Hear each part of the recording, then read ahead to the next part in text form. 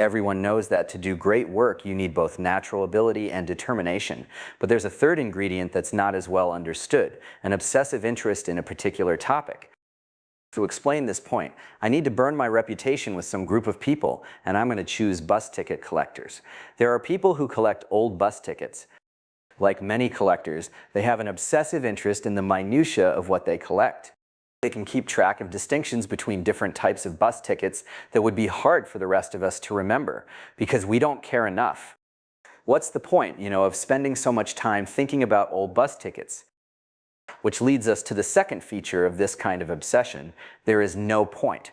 A bus ticket collector's love is disinterested. They're not doing it to impress us or to make themselves rich, but for its own sake. When you look at the lives of people who've done great work, you see a consistent pattern.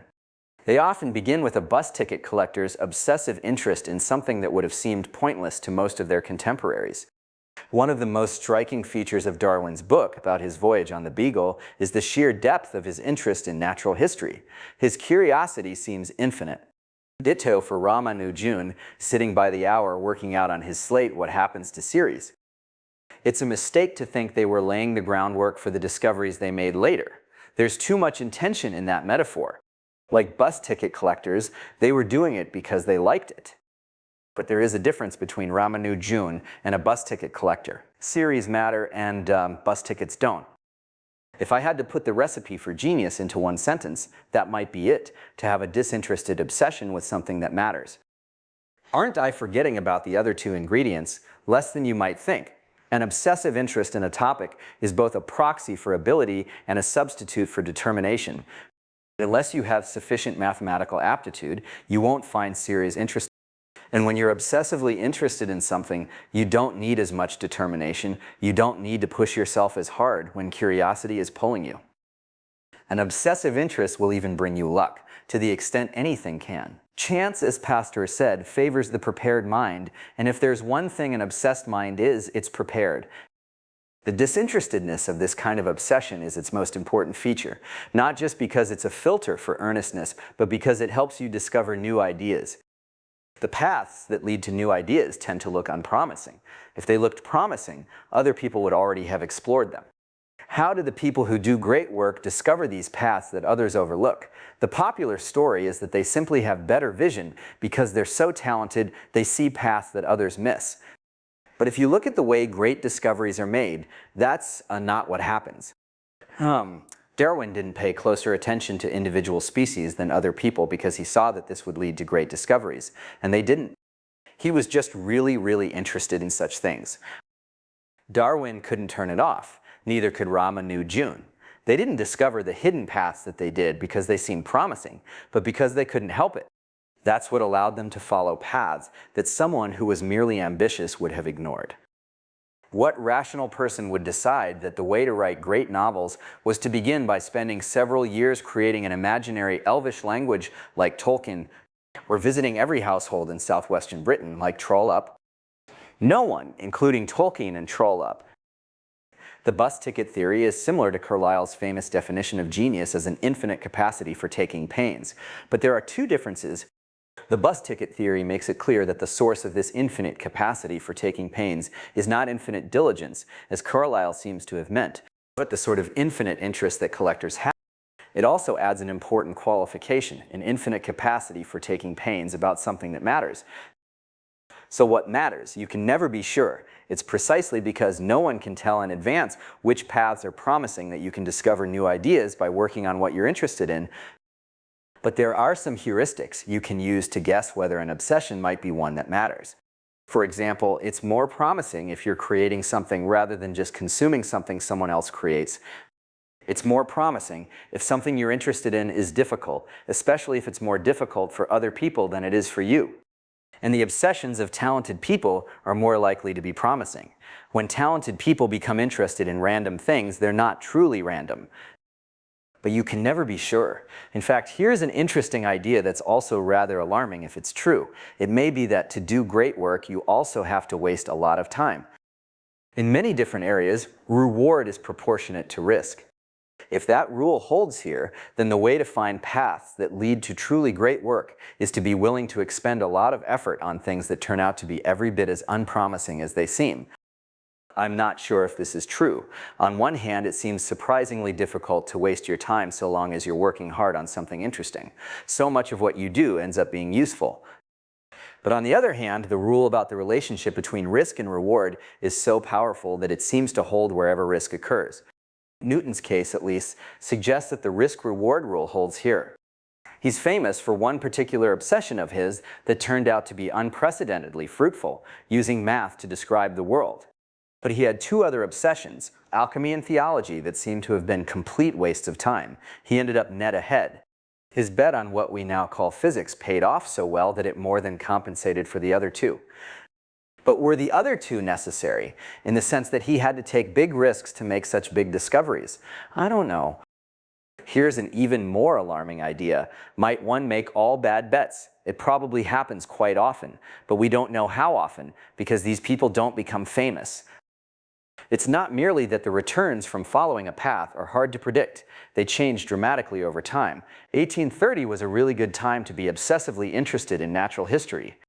If Darwin had been born in 1709 instead of 1809, we might never have heard of him. What can one do in the face of such uncertainty? One solution is to hedge your bets, which in this case means to follow the obviously promising path instead of your own private obsessions. But as with any hedge, you're decreasing reward when you decrease risk. If you forgo working on what you like in order to follow some more conventionally ambitious path, you might miss something wonderful that you'd otherwise have discovered. That too must happen all the time, perhaps even more often than the genius whose bets all fail. The other solution is to let yourself be interested in lots of different things.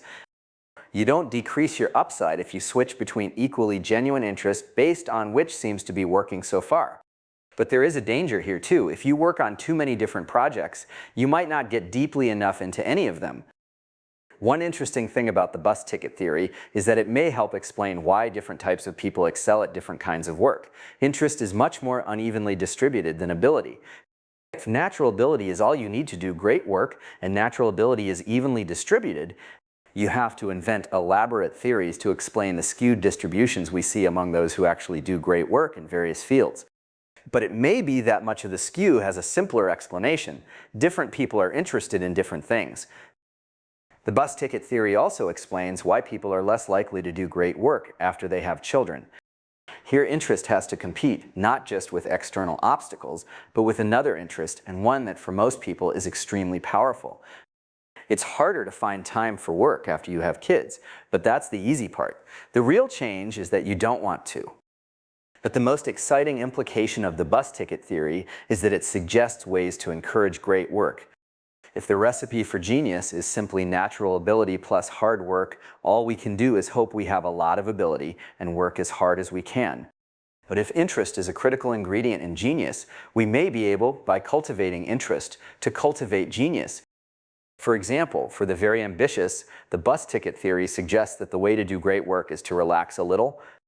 Instead of gritting your teeth and diligently pursuing what all your peers agree is the most promising line of research, maybe you should try doing something just for fun.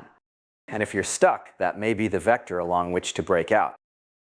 I've always liked Hamming's famous double-barreled question, what are the most important problems in your field, and why aren't you working on one of them? It's a great way to shake yourself up, but it may be overfitting a bit.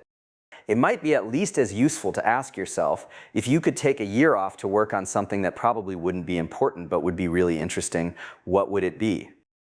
The bus ticket theory also suggests a way to avoid slowing down as you get older. Perhaps the reason people have fewer new ideas as they get older is not simply that they're losing their edge. It may also be because once you become established, you can no longer mess about with irresponsible side projects the way you could when you were young and no one cared what you did. The solution to that is obvious. Remain irresponsible. It will be hard though, because the apparently random projects you take up to stave off decline will read to outsiders as evidence of it. And you yourself won't know for sure that they're wrong, but it will at least be more fun to work on what you want. It may even be that we can cultivate a habit of intellectual bus ticket collecting in kids. The usual plan in education is to start with a broad, shallow focus, then gradually become more specialized. But I've done the opposite with my kids. I know I can count on their school to handle the broad, shallow part, so I take them deep. When they get interested in something, however random, I encourage them to go preposterously, bus ticket collectorly deep. I don't do this because of the bus ticket theory. I do it because I want them to feel the joy of learning, and they're never going to feel that about something I'm making them learn. It has to be something they're interested in. I'm just following the path of least resistance. Depth is a byproduct, but if in trying to show them the joy of learning, I also end up training them to go deep, so much the better. Will it have any effect? I have no idea, but that uncertainty may be the most interesting point of all. There is so much more to learn about how to do great work. As old as human civilization feels, it's really still very young if we haven't nailed something so basic. It's exciting to think there are still discoveries to make about discovery, if that's the sort of thing you're interested in. Footnote: think how often genius must have been nipped in the bud by people being told, or telling themselves, to stop messing about and be responsible. Ramanujan's mother was a huge enabler. Imagine if she hadn't been. Imagine if his parents had made him go out and get a job instead of sitting around at home doing math. Footnote: Trollope was establishing the system of postal routes. He himself sensed the obsessiveness with which he pursued this goal. A footnote: working to understand the natural world counts as creating rather than consuming. A footnote: how much of people's propensity to become interested in a topic is inborn? My experience so far suggests the answer is most of it. Different kids get interested in different things, and it's hard to make a child interested in something they wouldn't otherwise be, not in a way that sticks. The most you can do on behalf of a topic is to make sure it gets a fair showing, to make it clear to them, for example, that there's more to math than the dull drills they do in school. After that, it's up to the child.